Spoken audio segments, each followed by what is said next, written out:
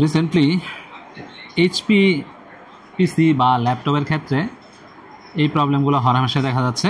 তো আমরা দেখাচ্ছি কি প্রবলেমটা হয়। এটা পাওয়ার অন করার সাথে সাথে একটা মেসেজ দেয়। আমি পাওয়ার অন করলাম, দেখেন এখানে একটা মেসেজ দিবে,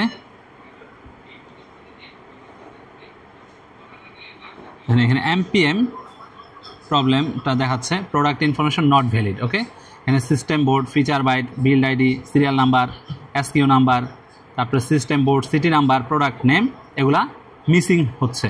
তো বলতেছে যে প্রেস স্পেস দিলে আমাদের কন্টিনিউ হয়ে যাবে, আর ওয়াই দিলে আমাদের এন্টার মিসিং ইনফরমেশন। তো আমরা মিসিং ইনফরমেশনগুলো দিতে পারবো। তো এই মিসিং ইনফরমেশনগুলো কোথায় পাবো? দেখেন এখানে যে জিনিসগুলো দেওয়া আছে, এখানে চাইছে ফিচার বাইট। তো ফিচার বাইট প্রথমে চাইছে ফিচার বাইট। এই ফিচার বাইট পাবেন আপনি এই পিসির পিছনে একেবারে, দেখতে পাচ্ছেন এই যে ফিচার বাইট। হ্যাঁ, তারপরে বিআইডি নাম্বার, তারপরে চাইছে কি serial number, SQ number, city number. এই যে এটার ভিতরের দিকে হচ্ছে ওই যে সিটি নাম্বার দেখা যায়, আর উপরে হচ্ছে এটার সিরিয়াল নাম্বার, ফ্যামিলি নাম্বার, এগুলো সব আছে, এসকিউ নাম্বার, এটা উপরে দেওয়া আছে। তো এখান থেকে আমরা ধীরে ধীরে এই জিনিসগুলো আমরা বসাবো। তো বসানোর জন্য আমাদের কি করতে হবে? ওয়াই প্রেস করতে হবে। ওকে, ওয়াই প্রেস করার পরে দেখেন এখানে set machine unique data, set machine unique data, আমরা এখানে নামবো এবং এন্টার করব। এখন দেখেন এখানে বলতেছে ফিচার বাইট, বিল্ড আইডি। তো আমরা ধীরে ধীরে এগুলা একবারে নিচে থেকে শুরু করব। উপরে থেকে শুরু করা যায়, নিচে থেকে শুরু করা যায়, কোনো সমস্যা নাই। প্রোডাক্ট নেম, তো প্রোডাক্ট নেমটা হচ্ছে আমাদের এইচপি 400 G4। ওকে, এইচপি 400 G4 এন্টার দিলাম। দেন হচ্ছে সিস্টেম বোর্ড সিটি নাম্বার। তো দেখেন সিটি নাম্বার আমরা এখানে মোবাইলে ছবি তুলে রাখছি, তো বেদাল করে ফোনটা। তো এখানে আমরা ছবিটা তুলে রাখছি, আর ওই দেখা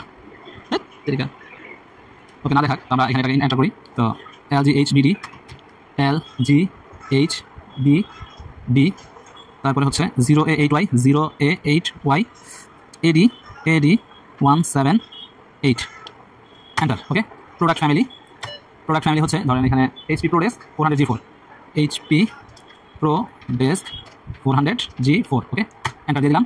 এসকিউ নাম্বার আমাদের উপরে দেওয়া আছে, আমাদের ছবি তোলা আছে, আমরা সেখান থেকে এটা দিয়ে দেবো। এসকিউ নাম্বার হচ্ছে 1NU8 7PA, তারপর হচ্ছে #UUF এন্টার। ওকে, সিরিয়াল নাম্বার আমাদের ছবি তোলা আছে, SGH 807Q9RX। ওকে, এন্টার দিয়ে দিলাম। বিল্ড আইডি ছবি তোলা আছে আমাদের, বিআইডি নাম্বার হচ্ছে 16। তো এটা হচ্ছে আমাদের build ID number. Then enter দিলাম। ফিচার বাইটটা অনেক বড়, সেটা একটু সাবধানে দিতে হবে, তো আমি দিয়ে সেটা তারপরে দেখাচ্ছি। তো দেখেন যদি ভুল না হয় এন্টার দিলে নিয়ে নিবে, আর যদি ভুল হয়ে থাকে তাহলে আর নিবে না, হয় নাই। সো আমাকে আরেকবার এন্টার করতে হবে। তো আবার এন্টার, ইনভ্যালিড, আবারও ইনভ্যালিড। দেখেন এখন আমি এটা পার্ট সার্ভার দিয়ে এইচপির যে ওয়েবসাইট আছে সেই ওয়েবসাইট থেকে এই যে ফিচার বাইট ডাউনলোড করে নিছি, এবং এটা যখন এখানে এন্টার করছি তখনই এটা নিয়ে নিছে। ওকে, তো এখন আমাদের সেভ করার পালা। ইয়েস, এখানে এন্টার দিলাম, রিস্টার্ট নিচ্ছে, সবগুলাই নিচ্ছে। রিস্টার্ট নিয়ে অন করার পরে আর কিন্তু মেসেজ দিবে না। দেখেন এখন বলতেছে যে এই জিনিসগুলো আমার সব দেওয়া হয়ে গেছে, এগুলো আমার সব দেওয়া হয়ে গেছে। এখন জাস্ট সেভ করতে বলতেছে, আমরা সেভ করে দিব।